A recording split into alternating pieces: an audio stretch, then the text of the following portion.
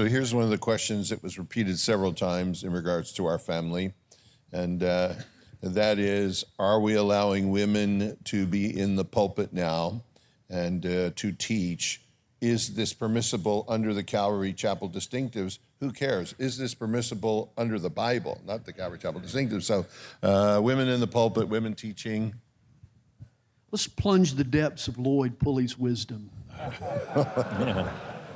Well, send it out to the women all over the country. Okay, this will be a very short expression. His wife teach. Well, it's deep well. Pretty plain to teach and exercise authority in the church was given to male leadership.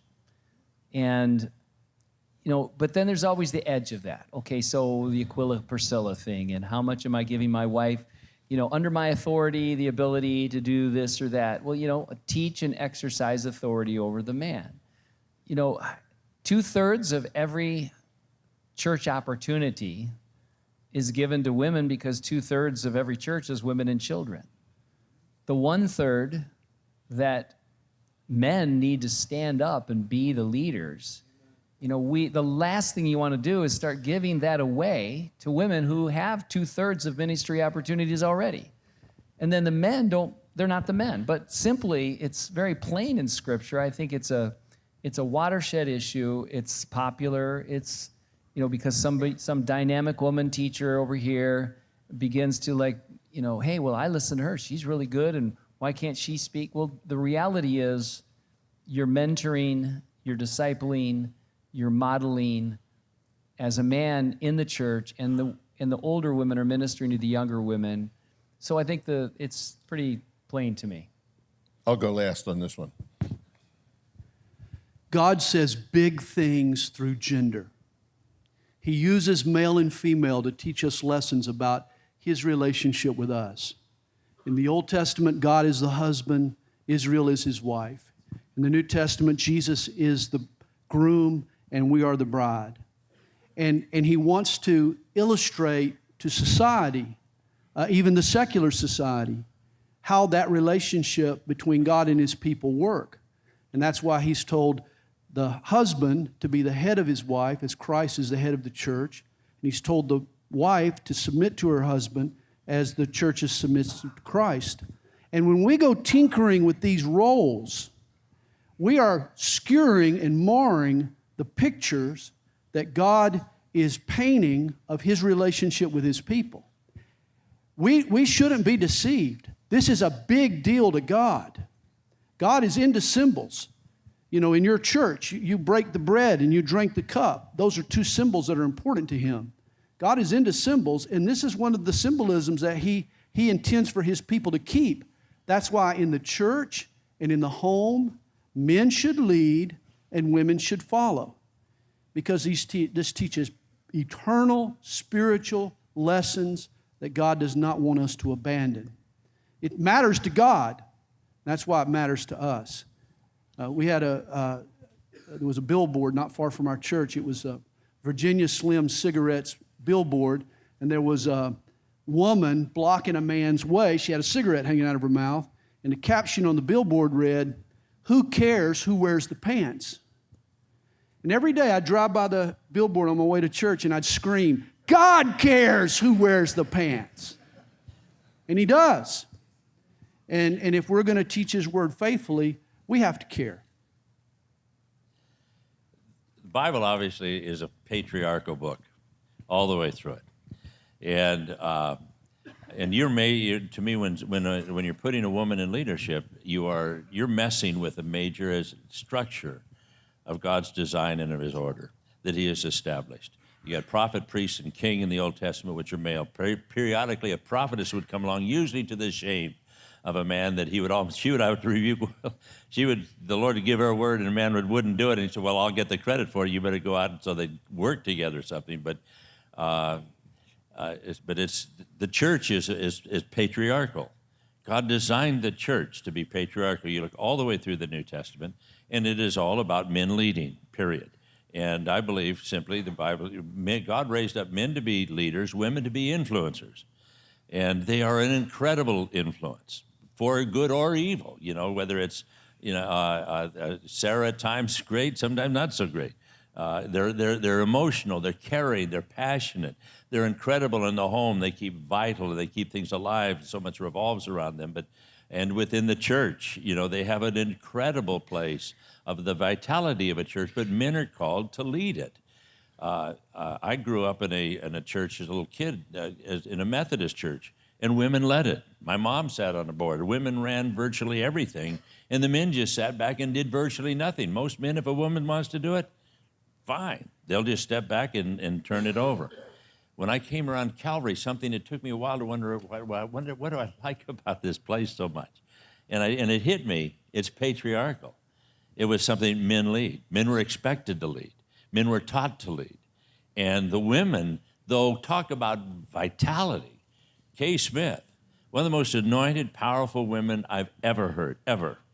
And yet at the same time, a woman, they grew up in the Foursquare with Amy Simple McPherson. But the way we went through the scriptures, Chuck and Kay realized this is wrong.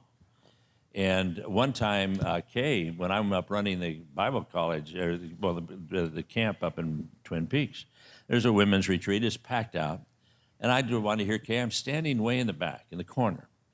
Mary Ladonio, a very dear friend of hers that they did a lot together. Mary comes to me and she says, Don, Kay wants to know if you have something to share with the women. I said, no, I just want to hear Kay. And she said, well, then if you do, please come and share it. She asked me to come and ask you that, to come and share, but if you don't, would you leave? And I said, why? She says she is uncomfortable teaching the women if a man is present. I said, okay, so I went around the corner and listened to her.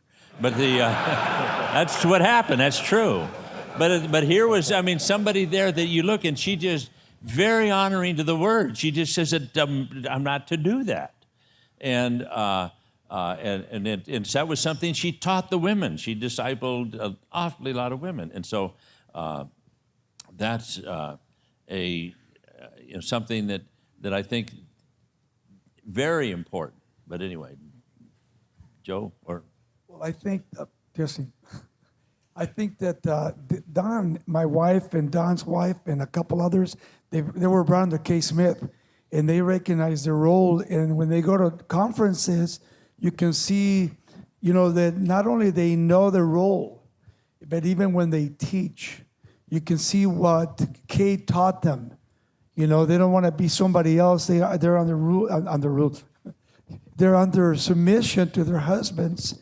She understands, the role. She grew up in a Pentecostal church, in a Foursquare church like Chuck.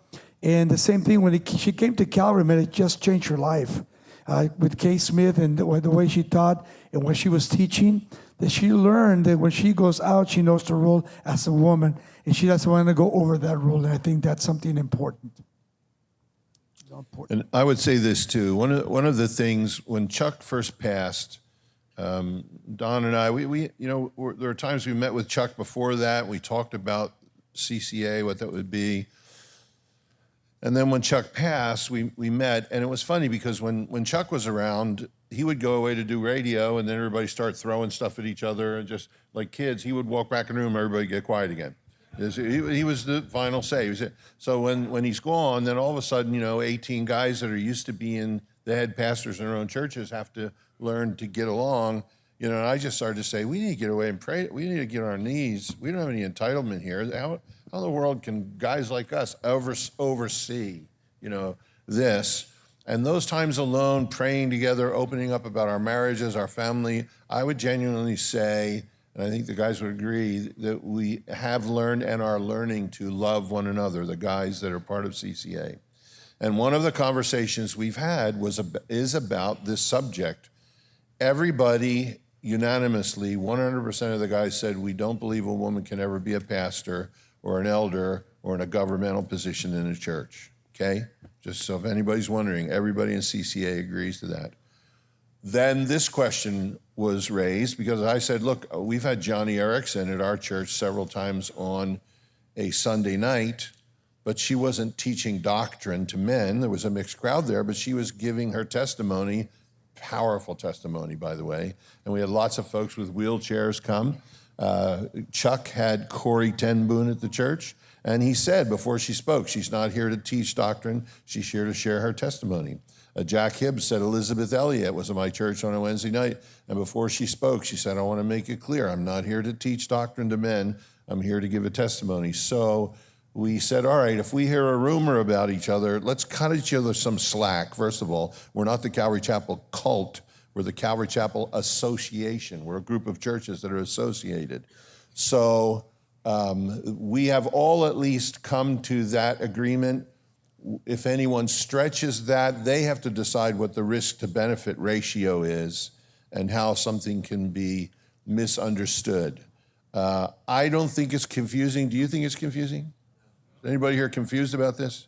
We're all on the same page, I believe, about this. Jesus was surrounded with women, and he picked 12 men to be apostles. That's the deal. He was surrounded with women. Mary Magdalene was not an apostle. He didn't pick any of them. He didn't pick his mom. So some churches have made that mistake. We haven't made that mistake. And some of those women had a stronger faith than some of those men. Undoubtedly. Worshipers. So like Don said, patriarchal movement, it was Abraham, Isaac, and Jacob. It wasn't Sarah, Rebecca, and Rachel. It wasn't, there's no priestesses, there's no Levitesses. There was one queen, and that was bad. There's apostles, no apostolesses, and there's the church fathers, there's not the church mothers. And it's always been a patriarchal movement. I just was reading some things this morning. Tertullian said that women were not allowed to be sacramental ministers. He said in the early church, women could not teach publicly. They could not perform baptisms. It was one of the church's sacraments. And they could not preside over a communion service. Luther, Calvin, women should not be in sacramental positions. They shouldn't be teaching the word. They shouldn't be baptizing. They shouldn't be serving communion. Now, certainly at our women's conference, the women have communion together. That's fine. Certainly, if there's a women's group there's somewhere and the women baptize other women, I'm not going to argue about that. But the idea is there is a place in the church that a man is supposed to be in. That isn't just New Testament doctrine, and Sandy's done a great job on it, but if you go back to 1 Corinthians 11, it says there that the head of Christ, he has a head, is God. The head of the husband is Christ, and the head of the wife is the man. That's from Genesis chapter 2. That's the foundation of every single thing that goes on. So when you put a woman in a place of teaching doctrine to men, she's usurping the place that the Creator established.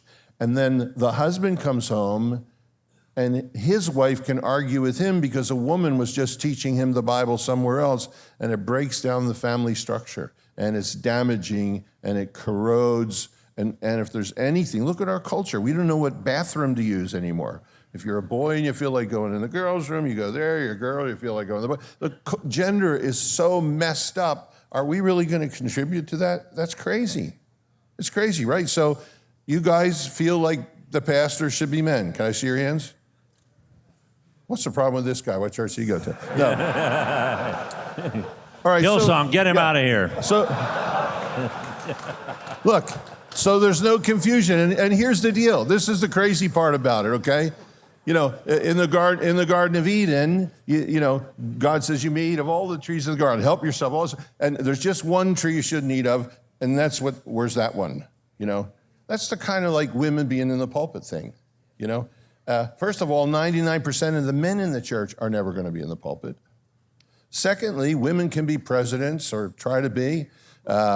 They can run corporations like Carly Fiorina. They can be prime ministers. They can run universities. They can do all kinds of things. There's just one tree that they shouldn't eat from, and they want to know, where's that one? Okay? So 99% of the men in the church are never going to be pastors or elders. And they're okay with that. Then why do the women, and it's because of the culture that we're in today, and somebody actually thinking by letting this happen, I'll be more culturally relevant. We don't want to be relevant to this culture. We want to be relevant to that culture. The vertical determines. So we give each other latitude. We've agreed no pastor, elder should be a woman. I know what my convictions are, and that's how I'm going to live and teach, and you guys need to do the same thing. Don't be so dependent. What does CCA think? Because really, we're a group of men. We're going to help decide who gets affiliated, who doesn't, but we're dependent on every one of you to be Bible students and know why you believe what you believe, and I guarantee you we're all on the same page about this, okay? All right.